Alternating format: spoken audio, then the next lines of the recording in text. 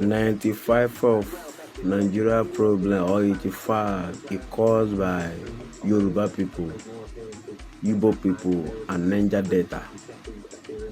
Southwest, south, southeast. Now we be problem of ourselves.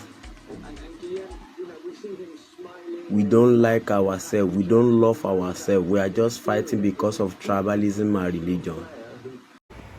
Seriously, guys, the way we fight ourselves in this country, if we put that energy in fighting the real people, which is the Nigerian politicians, this country will be a better place for every one of us. Because it is because we are not focusing on the right people. That is why every day by day we keep sinking in this nation. It is either the Igbos are fighting the Yorubas today, or tomorrow the Yorubas are fighting the Igbos, or what is the problem? Like, what are we even dragging in this nation? The video that is trending right now is this particular video of where the hostess of the air hostess of the Air Peace were dressed in Igbo attire.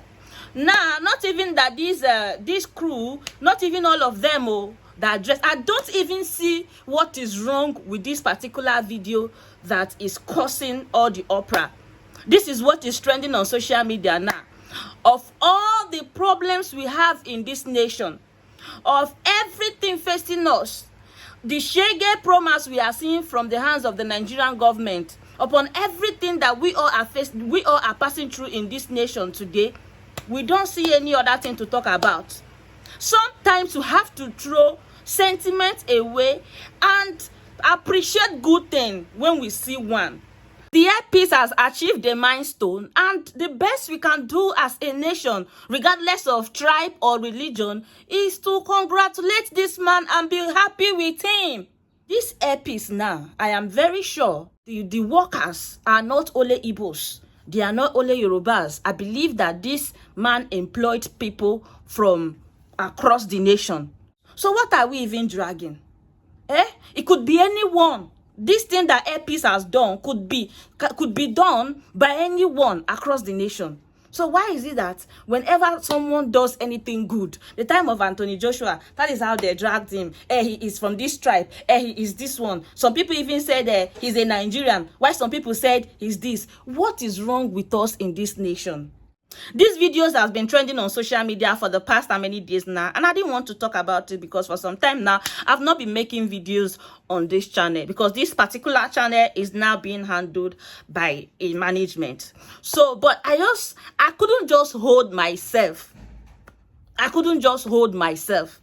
Let us try sometimes to be united and fight the real enemies, which is the Nigerian politicians. They are the real enemies, not we fighting ourselves. We citizens, we the people that are supposed to unite and fight the real people, we are not the one fighting ourselves. And these politicians, they are just sitting at their comfort zone under the AC and watching you people fight and kill yourselves over irrelevant things. Truth is, if I dwell so much on the, I would like to look forward, because if you start discussing all the challenges that faced us towards achieving this London route, honestly, you feel like crying, you feel like weeping.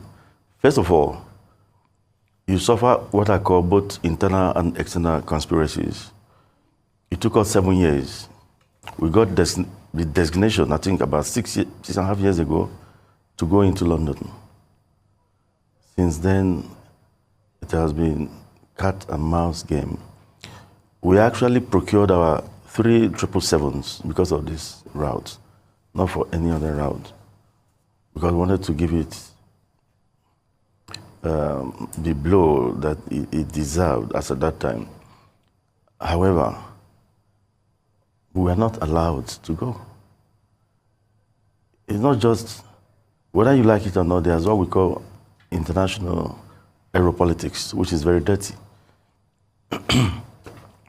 We applied to get, for the TCO. TCO means Third Country Operators Permit. You must get that, excuse me, You must get that one before you start going into any European country, UK inclusive. And the TCO organization from Europe wrote our Nigerian Civil Aviation Authority. Do you know airpeace? Do you know about their designation? And we were denied. My own country denied us. So they threw it back. Went back to the NCA. They said, oh, we didn't tell you. You didn't tell them. Who designated us? The Minister of Aviation, the Federal Minister of Aviation, whose duty it was, and still is, to do that. Well, we said, okay, we are ready. They refused. They said, until they allow us to apply. So, you got designation from the federal government, and the NCA, under the same federal government, was telling you that you should not make any application towards going into the UK.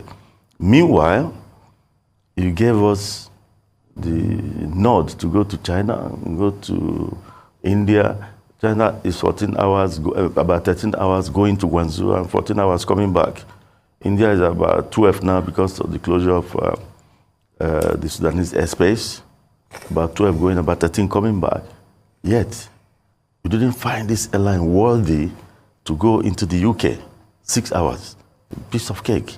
For an airline that is doing over 160 hours of flying daily in this country, no other airline in the entire West and Central Africa does that much. 160 hours of flying, unblemished, no issues. What is 6 hours? Yet they stopped us. So the game is both from within and without. We were stopped. I would never stop saying it. So we continue this cat and mouse game with the NCA until Captain Musa Nuhu, during his time, said, enough is not enough. APs must be allowed to go in. What is the issue? Remember, they told us to, okay, when the heat became so much, when I gave them a lot of heat, they said, okay, you need to prove to us that you'll be able to pass the TCO. For goodness sake, if I don't pass the TCO, it doesn't mean anything, then I leave. But allow me to go. They said, no, we must prove to them that we're able to pass the TCO. I said, okay, you come and audit us based on the TCO standards. They said, no, you have to get IATA, some consultancy firms from IATA to do that. IATA must conduct that and give their results. We paid, I'm sure it cost over 200 million. We brought IATA. IATA conducted a TCO audit on airpiece dump. Remember, we are IOSA certified, so I don't know why the need for that. We passed. It took several months before IATA even came. We passed. Then they wrote to NCAA that you should allow them to proceed to go and do the audit with the TCO Europe. They didn't respond. Several months passed, going up to a year. We went back to them and told them that, look, it is better you come out and say why the reason for all this, or I'll go to the press and say it, and I withdraw. But mind you, this country is being fleeced by all the airlines going to London from this place. People were paying 5 times more than they should have been paying. All sorts of reasons were being given to this. And you're saying you don't have capacity. You have 3 777s, worth several hundreds of millions of dollars lying out there, fully purchased by this airline. That was when they said, okay. We are now going to audit you ourselves. Not minding the result of the IATA people they recommended. At first, I didn't want to acquiesce to that. My chief operating officer, Mrs. Toyin Olajide, said, Oga, please, let's follow them. So I agreed. They came and audited. No, nothing, of course.